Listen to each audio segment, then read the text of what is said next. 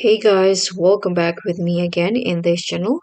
In today's tutorial, I'm going to show you how you can pin apps in Windows 11.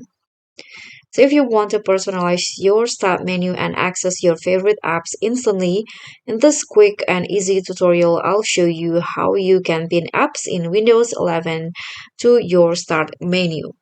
So let's just open the start menu, click on the Windows button. So these are the list of pin apps on my Windows 11 computer. And if you want to pin a new one, here you can just click on all. And here choose the one that you want to pin into the start menu. For example, I'm going to go with this film MTV. You can just right click on the app and there will be this option pin to start, so tap on that options and let's just go back,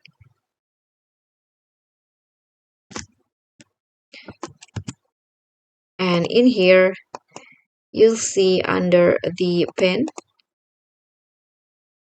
Okay, so this is the one that I just added. So that's pretty much all. Thank you so much for watching. I hope you enjoyed this one. Don't forget to like, comment, and subscribe, and also click on the thanks. Bye.